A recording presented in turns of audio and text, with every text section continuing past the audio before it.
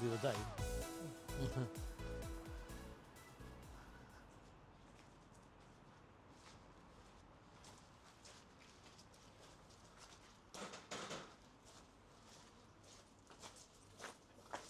Hiya.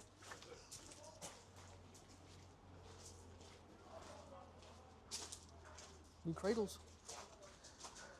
We've moved again. Yeah.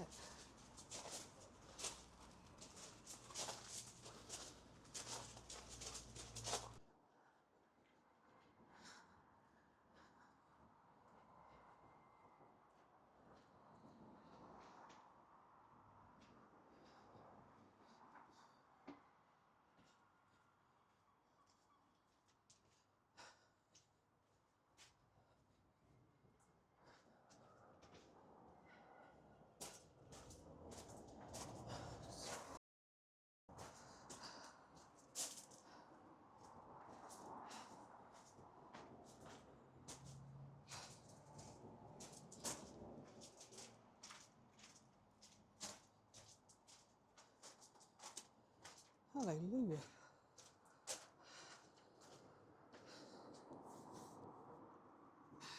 Okay, so we thought we would do something a bit different today because we've come down way too late to do any actual work, and we thought we'd just talk.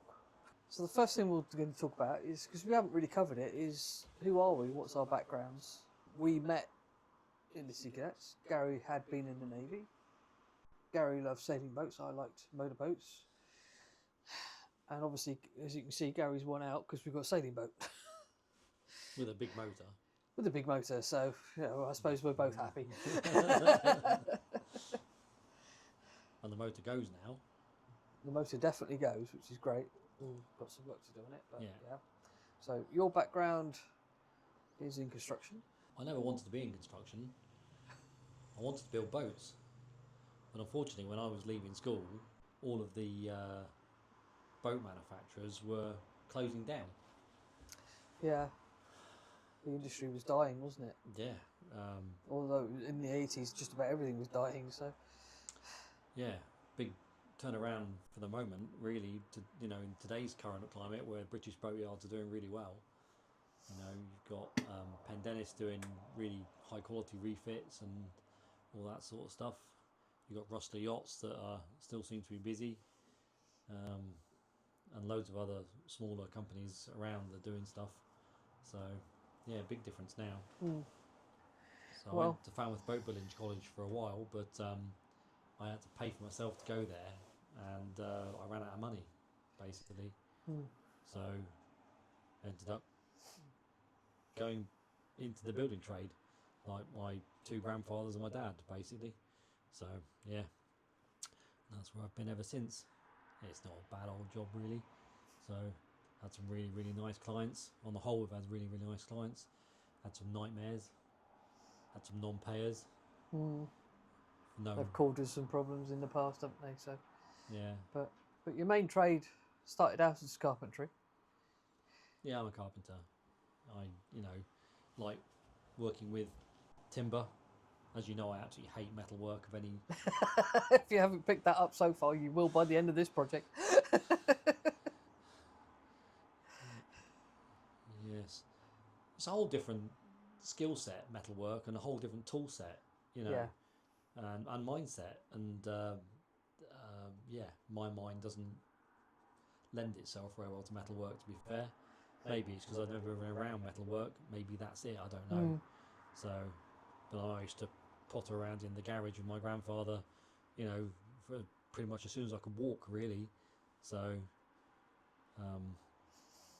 we used to get in some trouble together, usually in trouble with my grandmother. So we made a crossbow together once, which we made completely out of wood apart from the power of it, which was an old car mat that we cut into a strip and screwed it to the sort of arms of the crossbow, and used to fire wooden dowels, and it would actually mark the garage door from the end of the driveway. So my grandmother went absolutely nuts at that. I can imagine Grandma. Stop what you're doing. So, yeah. And he's segued into some plumbing and some... Oh, has that died? So, new battery.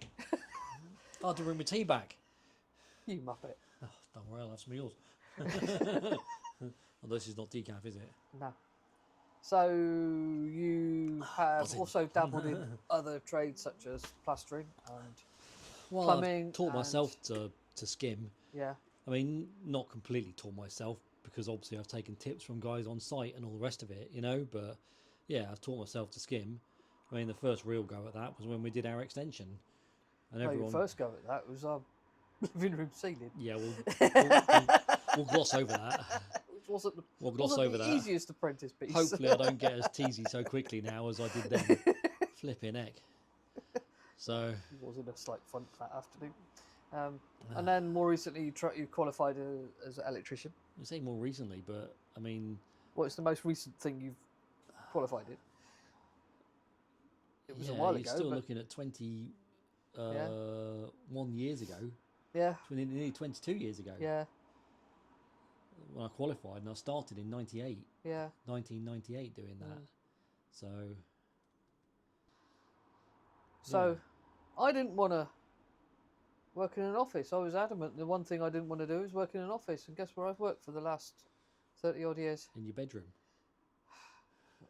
I've worked in an office. One of Maggie's 3 million unemployed in the 80s. Took me 3 years to find full-time permanent job. And it ended up in the civil service. And I've been there ever since. And I could tell you what I do, but I'll have to shoot you afterwards.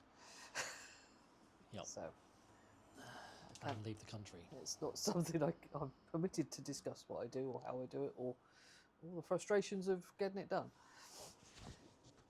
So that's about us, our backgrounds. Why are we doing this? Glutton for punishment? Yeah, why when you say why are we doing this, what are you classing as this? Why are we getting this boat in such a condition that we can take her far afield? Well, you just explain that then. I mean, if we'd got lots of money or some more money, we wouldn't be doing this. We'd have bought something that was more ready to go and just needed a bit of fettling. But the truth is, we're broke, so we have to do this. We don't have much disposable income. I don't know why we don't have much disposable income, but there you go. We don't, never have. We're not wealthy. We have to carry on working while we're doing this because we can't afford to give up work. But fortunately, you've got a lot of skills that you bring to the equation anyway. The trouble is why we're doing this. Okay, let's go back a bit. Why do we want to do this? So, I don't know if we've got the gumption to go and do it, to be fair, but I would really like to just sail off. I mean, lots and lots and lots of people have that dream, have that desire, and only a few hundred actually do it, really. A plumber friend of mine moved down to Cornwall after selling his business in Birmingham, fitted out a Trident Warrior 38 and ended up taking that boat abroad and sailing it in stages. And he used to basically work during the winter in Cornwall plumbing, and then as soon as he could get away and the tourists started coming down, he would rent his house out and clear off basically, and then wherever they got to at the end of the season, I don't know really what month, to be fair, I've lost track with him, bless him, September time, something like that maybe, he'd leave the boat whichever country it was in a boatyard and come back to the UK and pick up his tools and start working again. That's still possibly an option maybe for us to do that. I know that you're sort of a little bit against that because we then won't have the boat, you know, with us maybe during the summer if we did it that way around, you know. I don't have a job I can give up for 6 months of the year. No, that's true. Yeah. So I would have to resign. Yeah. Effectively. Yeah. Or wait 7 years before I can retire. Or work remotely. Work remotely. Well, they don't like you taking kit abroad. Right.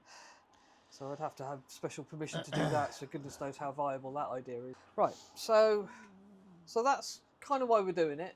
We've got a bit of a dream. It's a dream. Whether it ever happens, I got no idea. Yeah. So we've got potential options, but we need life to be kind to us for a change, because we have had a run of bad luck, and we're not going to list all of the bad luck we've experienced over the 30 odd years we've been together, but we have taken one hit after another, and this is just a dream to actually do something nice. What to do on the boat? Yeah. Right. Okay. So although the boat isn't like 40 foot, we couldn't afford a 40-footer. So that's sort of why this boat. So is it not going to be as comfortable in a seaway? Probably not. Can we hack that? Probably. So fairly hardy. In fact, in some ways, we've not known anything else. no, we've never sailed 45 footers. No. So I'm just trying to think. The biggest boat I've ever been on is the Falmouth Packet. Yeah, but that was just for a day. No, it wasn't. Oh no, sorry, not the Falmouth. I was thinking of that pilot. A 72-foot ketch. Yeah, the ketch. Yeah, And of course, I've been on TS Royalist. But they're different beasts altogether. Yeah, completely. I mean, TS Royalist is a brigantine, square rigger sailing boat basically. But we did go across to Northern Ireland in it in quite a seaway, and that was quite exciting. Yes, it was a sea cadet vessel, and quite a lot of the sea cadets were very ill. Yes, separates the men from their breakfast and the girls. so that sort of, are we doing the right thing with this boat? With trying to do that kind of long distance stuff? I don't know. Contessa 26s have done it. Contessa 32s have done it. Like I said, this has got a very similar stability curve. But we'll still have a boat that can be and also fun to have. Even if we don't make it further afield, we can still do Europe. That'd be nice to do in this boat, yeah, can't definitely. we? So, well, like I said a little while ago, we can do that. We can hop. We could take the boat, leave her down in somewhere, I don't know, Tangier or something like that. I mean, I've been following, and I keep talking to you about Michael Bryant from Sailing Gently.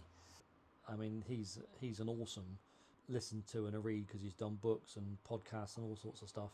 But he talks about different Mediterranean marinas and how much it costs to leave them there and everything else. And I think that's certainly, I would like to think, within our budget to do. So that's taking me sidetracked then. I was going to say something else. But I think at the bare minimum, we could spend most of the summer on here, even if we just are local. Yeah. And of course, we've missed the other big factor of this boat, and that is the doggies. Yes. Thor wasn't over enamoured with Gavroche. He got used to it. But he did get used to it, I must admit, and he seemed to be more comfortable and actually looked forward to going down there in the end. We only needed to see a rucksack, and we thought, oh, great, we're off. But they both of them struggled with the very steep companionway. Yeah, going down steps. And the thing is, they say you struggle with them, but they'd launched themselves down. I'm sure that didn't do Loki's shoulder any good. And I tried several different ways of trying to break that up by putting boards across, and so they could go down in stages, but it's just too difficult. Much for them, really. So and they're not getting any younger. They're 10 this year, so yeah. So, whereas this boat is a much more gentle step in, and step through, and that's going to make their life a heck of a lot easier. Yeah. So, but also when they come through here, we'll show you in a minute, because we're going to give you a bit of a tour. At least they've got a massive landing spot here. Yes. So and not straight into the table. Exactly. So they've got one going on. So right. I mean, this boat is a twin keeler. David Thomas never liked to call them a bilge keeler, because he came up with this that's been copied by the French yard Pogo yachts. Sort of copied that in a way. So he did some development with bilge keel boats, where he worked out that if he towed in the keels by 5 degrees, that it'd actually give you some lift off of the keels like a fin keel. And I mean, no twin keeler's ever going to go upwind the same as a fin, but she certainly goes upwind fairly well. We'll report back on that when we eventually start to sail her. So, but yeah. So, shall we do the tour? Do the tour. I'll use this one here. So this is the companionway step that we're talking about here, really, which obviously is, you know, it's not a ladder all the way down into the boat. So I think one of our favourite boats that if you had all the money in the world to buy would probably be a Cirrus 35 deck saloon, wouldn't it? Well, would for me anyway. I don't know what you're thinking of, but you know, I mean, like we've always said, there's no perfect boat really. No. There's just, you know, if you do a Frankenstein's monster of all the best bits of the boats, but you can't because you wouldn't fit it all in one boat. No. So every boat is a compromise. So yeah, and there's lots I like about this boat over the deck saloon of the Cirrus, to be fair. The significant difference between this and the Cirrus are these TARDISes here. Yes, I think we have decided to call them TARDISes, haven't we? Or Daleks or pods. Yeah. I don't mind them now. I'm sort of beginning to live with them a little bit. What I don't like is I don't like the step down into here, because the curvature of the hull. The curvature of the hull is coming up, and it's quite a way down. Actually, just looking in here, Brown, we have got a bit of water coming in here actually from this corner. Not too much, but a little bit. So, but I think we can do something with that. That's quite a step up, and I think we can do something with that. Yeah. So on the starboard side aft, we have the aft cabin, which isn't ideal for living aboard long term, really, but it'll have to do. It's more the step. No, it's not. It's the bed. I mean, if you're living on board like that Southerly 115 down there, and you can get in either side of the bed. Oh right, yeah. You know, this isn't going to be like that. No, this is one where one gets stamped while the other one gets out. Yes. Yes. I don't know what you do about that, but that's just the way it is. So, anyway, what are the plans for in here? So, I'm going to try, hopefully, and redo all of this area here, and maybe open this up a bit more here. Actually, I might be talking rubbish actually now, because I think we're going to have a fridge in there, which is probably going to come back. Well, maybe only to there. I don't know. So, anyway, some sort of step. There is actually a step here. Step goes here on this here. So maybe we can, I don't know, maybe make that a bit bigger. If I did make it a bit bigger, I'd have to go right the way across, and then make this flat so it does not bend in your feet when you stand down here. But anyway, there's engine access down there, because access to the engine is extremely poor, I have to say. There's all this sort of stuff that he's done, which has obviously taken the guy who built them a long time to do, with all these little bits of beading and everything else, but can't see the point. Most of these bulkheads and things are shot and probably going to have to be painted, to be fair. But anyway, it's by the by. Because these Hunter boats, they were sold as owner finish boats. So yeah, I mean, you had the choice. You had three choices basically. You had what they called home built, so they provided the hull. Well, actually, you had several choices really, but essentially you had three main choices, where you could buy the hull and deck, and then you do absolutely everything, or you could buy the hull and deck and they provide you the packs, which were the main way of selling it. And then they also did one where they called it the sail away, where the factory did enough for you to sail the boat away. So they fitted all the deck fittings, fitted the engine, you know, deck clutches, ropes, you know, did all of that stuff. And then basically you could then sail the boat while you fitted it out at your leisure. So that's what this boat was. This boat was a sail away. And then the other version was a fully fitted out boat from the factory, which I don't really think they did very many of those, to be fair. I don't know how many they did, but I don't think they did very many. So they were mainly the packages that you and your dad did, which was the buy the pack. Looking at this piece of timber here, actually, which I've not really noticed before, that's definitely cherry. I've been saying it's cherry all along. Well, I've been saying it's cherry all along, but except when you haven't. People I've been speaking to have, kept trying to convince me it's walnut. I didn't try and convince you it's walnut. I just suggested that somebody else suggested it might be a type of walnut. Because it's not actually a typical form of cherry either.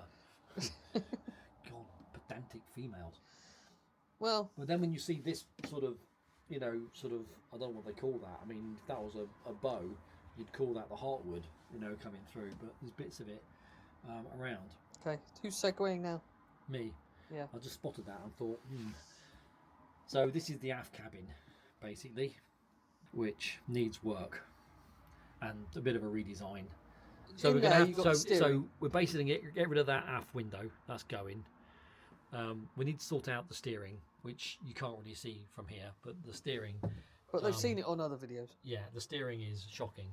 Also, with the current sort of orca attacks and things like that are going on at the moment, this boat has an unprotected rudder that comes through the boat, down there, through the boat. So the plan at the moment is to put a watertight bulkhead across the whole of that aft section of the boat, obviously with access into it, so we need to put watertight doors on it to get to things to inspect and repair and stuff like that. But the plan is to put a watertight door across the back section there, which is good. Other things who might end up putting more storage up here, I don't know yet, to be fair, but that's going to be rearranged somehow so that that's not a stand down thing there. Heads compartment is another thing that is it's not as nice as the Beneteau 323 we've just had our sailing holiday on, which hopefully you've watched the video of. Nowhere near as much swingage for your arms and the rest of it to get in and out. Hopefully we can do something with this room to make it better than it is at the moment. Don't know what yet, but I'm sure we can do something. There's a Hunter Horizon for sale at the moment on Boat Shedburn, and on that one they haven't got these cutouts. Okay. Here. So whether it's something that Matey's done.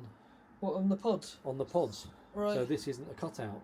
It's actually solid all the way across there. He's probably done that to stop smacking his head.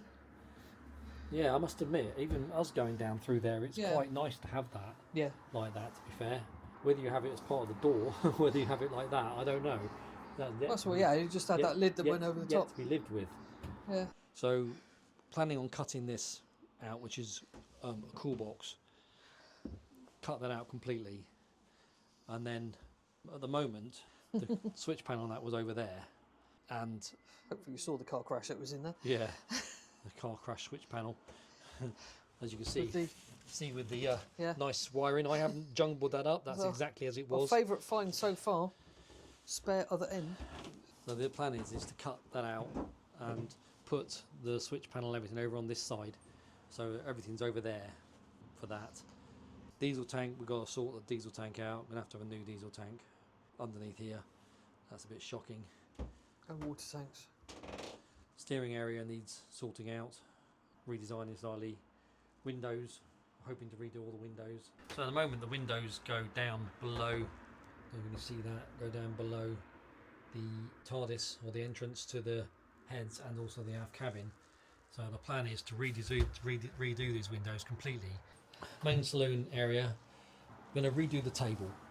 And I like the idea of having the table so that it will go up and down, basically.